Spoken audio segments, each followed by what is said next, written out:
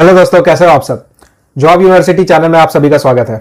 मैं हूं प्रकाश और इस वीडियो में हम बात करेंगे आईबीपीएस क्लर्क की जॉब प्रोफाइल के बारे में। पब्लिक सेक्टर बैंक में एज क्लर्क ज्वाइन करने के बाद आपको क्या क्या काम करना होता है, आपकी जॉब रिस्पॉन्सिबिलिटीज क्या रहती है, वर्क प्रेशर कितना रहेगा, ऑफिस की टाइमिंग क्या रहती है, ड्यूटी आवर्स कितनी रहती है, करियर ग्रोथ के क्या स्कोप है, प्रमोशंस के क्या स्कोप है, ट्रांसफर्स कितनी फ्रीक्वेंटली होती है एंड सैलरी कितनी मिलती है। इन सारी चीजों के बारे में डिटेल में बात करेंगे। लेकिन वीडियो शुरू होने से पहले अगर आप चैनल पे नए हो तो चैनल को सब्सक्राइब कर लेना एंड बेल आइकन प्रेस करके ऑल सेलेक्ट कर देना, ताकि गवर्नमेंट जॉब्स से रिलेटेड सारी इंफॉर्मेशन आपको टाइमली मिलती रहे। दोस्तों, अगर आप किसी भी बैंक में जाते हो तो बैंक के जो फर्स्ट पॉइंट ऑफ कॉन्टैक्ट होते हैं वो क्लर्क्स रहते हैं। तो एज क्लर्क आपको कस्टमर की कुछ भी जो भी इश्यूज रहती है, कुछ क्वेरीज रहती है, बैंकिंग से रिलेटेड, नेट बैंकिंग, एटीएम हो गया, या फिर लोन से रिलेटेड कुछ क्वेरी हो, या अकाउंट ओपनिंग से रिलेटेड कुछ उनकी क्वेश्चंस होगी, तो वो सारे आपको क्लियर करने होते हैं। सारे उनके जो इश्यूज रहते हैं या जो क्वेरीज रहते हैं वो आपको रिजॉल्व करने होंगे।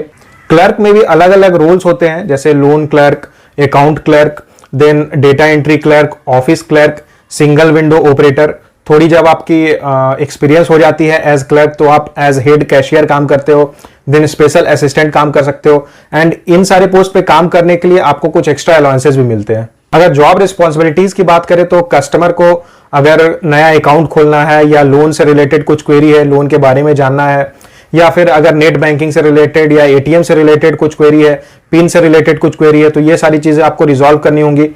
अगर कस्टमर जैसे पासबुक वगैरह अगर लेके आते हैं, उसे अपडेट करना, तो ये सारा काम आपको करना होता है। उसके बाद अगर कस्टमर की कुछ एड्रेस अपडेट करना या फिर फोन नंबर अपडेट करना, ये सारे जो फॉर्म्स वगैरह वो सबमिट करते हैं, तो उन सारे को अपडेट करना, सारी चीजों को अपडेट करना, ये भी आपका काम रहता है। आपको बैंक में कस्टमर के लिए पासबुक इशू करना होता है। उसके बाद जो कैश रिसिप्ट होती है वो जनरेट करना, जो इंपॉर्टेंट डॉक्यूमेंट्स रहते हैं बैंक्स के उन्हें प्रॉपरली स्टोर करना, मैनेज करना, इंपॉर्टेंट कस्टमर्स के रिकॉर्ड को मेंटेन करना। उसके बाद जो भी लोन रिकवरी हुई है या जो लोन इशू हुआ है उसकी डिटेल्स को मेंटेन करना, मतलब जो भी बैंक के डॉक्यूमेंटेशन का जो वर्क रहता है, ये सारी चीजें आपको करनी होती है। अगर आप एज कैशियर वर्क कर रहे हो तो कस्टमर के लिए कैश विड्रॉल या डिपॉजिट आपको करना होगा।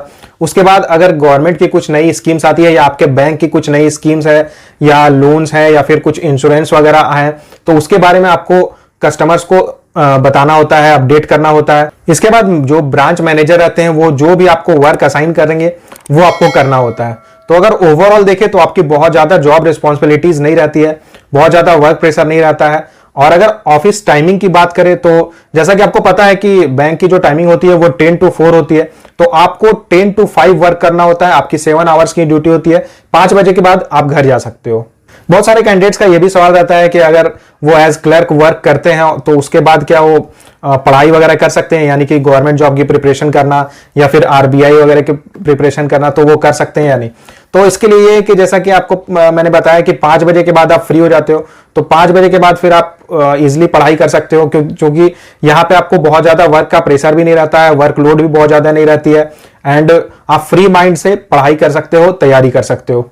फर्स्ट पोस्टिंग एंड ट्रांसफर्स की बात करें तो आपकी पोस्टिंग नॉर्मली आपके स्टेट में होती है। आपके होम टाउन से जो नियरेस्ट ब्रांच रहेगी वहां पे आपकी पोस्टिंग होती है। मतलब ये मैनेजमेंट यही ट्राई करती है कि आपको नियरेस्ट ब्रांच मिले, बट अगर वहां वैकेंसी नहीं होती है तो फिर आपको हो सकता है थोड़ा दूर भेज दिया जाए। बट यहाँ पे अगर ट्रांसफर्स की बात करें तो यहाँ ऐसा होता है कि क्लर्क के पोस्ट में मतलब आपकी ट्रांसफर बहुत कम होती है। तो अगर आप एक जगह पोस्टिंग आपको मिलती है तो आप वहां पे सेटल हो सकते हो। बहुत ज्यादा आपको टेंशन लेने की जरूरत नहीं है इस चीज के लिए कि आपकी हर 2 साल या 3 साल में ट्रांसफर हो जाएगी, फिर आपको कहीं और जाना पड़ेगा।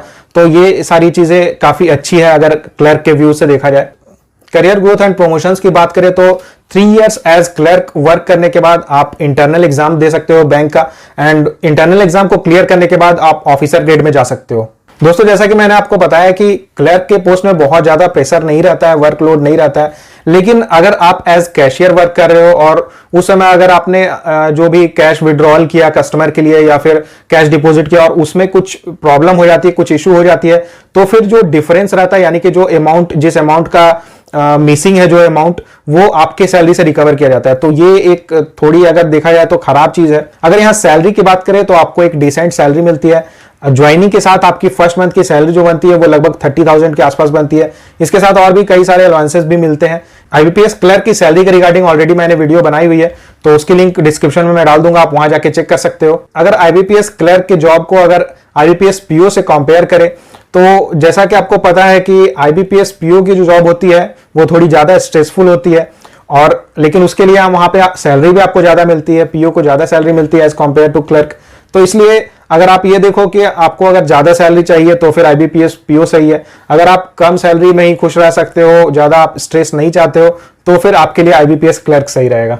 दोस्तों अगर ओवरऑल देखें तो एक आईबीपीएस क्लर्क की बहुत ज्यादा जॉब रिस्पॉन्सिबिलिटी नहीं रहती है, बहुत ज्यादा वर्क लोड भी नहीं रहता है, आप को डिसेंट सैलरी भी मिलती है। इवन अगर आप कुछ एग्जाम्स की प्रिपरेशन करना चाहते हो तो वो भी प्रिपेयर कर सकते हो, इसके लिए भी आपको काफी टाइम मिल जाता है। दोस्तों ये थी एक आईबीपीएस क्लर्क की जॉब प्रोफाइल। इससे जुड़ा अगर आपका कोई सवाल है तो आप मुझे कमेंट करके पूछ सकते हो, और इसी तरह की गवर्नमेंट जॉब से रिलेटेड इंफॉर्मेशन पाने के लिए चैनल को सब्सक्राइब जरूर कर लें।